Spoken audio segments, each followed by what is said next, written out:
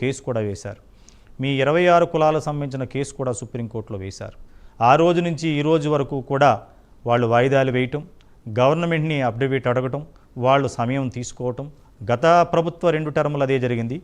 ఈ ప్రభుత్వంలో కూడా కాంగ్రెస్ గవర్నమెంట్ వచ్చాక ఏమైనా మీ సుప్రీంకోర్టులో కేసు బెంచ్ మీదకి రావటం కానీ ఏదైనా ఆర్గ్యుమెంట్ జరగటం కానీ ఏమైనా జరిగిందా మూర్తి గారు? ముందుగా నమస్కారం నాతోటి ప్యానల్ మెంబర్స్ అందరికీ. దాని తర్వాత ఈ ప్రజాహితం గురించి ప్రైమ్ 9 న్యూస్ చేపట్టిన ఈ కార్యక్రమం చాలా అద్భుతం. ఇది మాకు ఎంతో ఆశను రగులుస్తుందనే చెప్పాలి.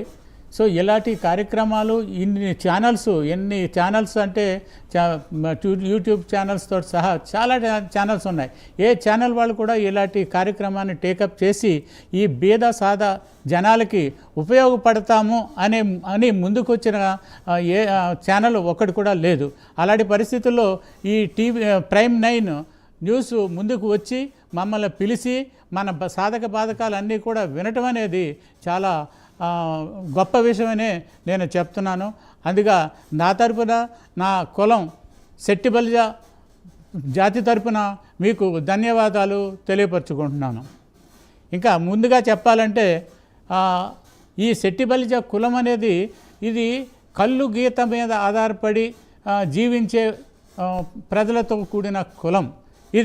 ఇది కులం ఇప్పుడుది కాదు. ఎప్పుడు ఈవెన్ 1910 నుంచి మా పెద్దలు కుల పెద్దలు.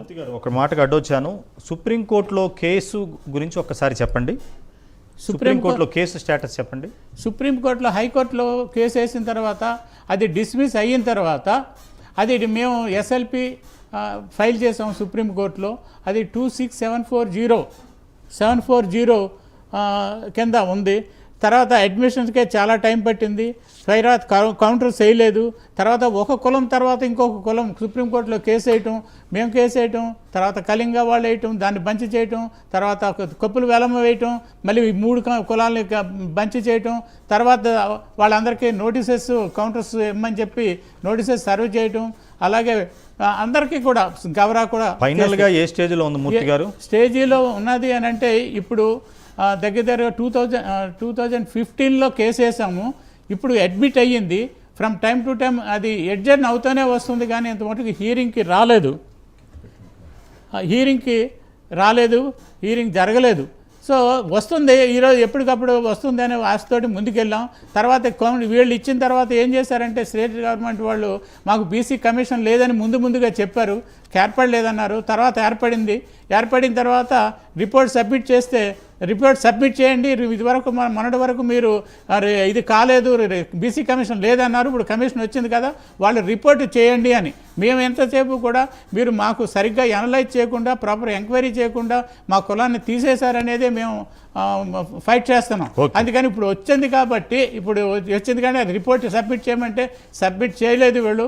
అయితే వీళ్ళు సుప్రీంకోర్టు డైరెక్షన్స్ ఇచ్చింది, రిపోర్ట్ సబ్మిట్ చేసి ఇది రిపోర్టు 3 నెలల లోపల ఈ రిపోర్ట్ సబ్మిట్ చేయండి మీరు అని చెప్పి డైరెక్షన్స్ ఇవ్వటం జరిగింది. మీరు చెప్పేది ఇంకా రేవంత్ రెడ్డి గారి గవర్నమెంట్ సుప్రీంకోర్టులో ఇంకా వాళ్ళ యొక్క అఫిడవిట్ సబ్మిట్ చేయలేదు అని చెప్తున్నారు, కరెక్టేనా? అఫిడవిట్ సబ్మిట్ చేశారు, but report of the BC commission ఇంకా సబ్మిట్ చేయలేదు అనేది మా అవగాహన. ఓకే, సో అది చేయలేదు. ఓకే, మళ్ళీ మాట్లాడతాను మూర్తి గారు మీతోటి.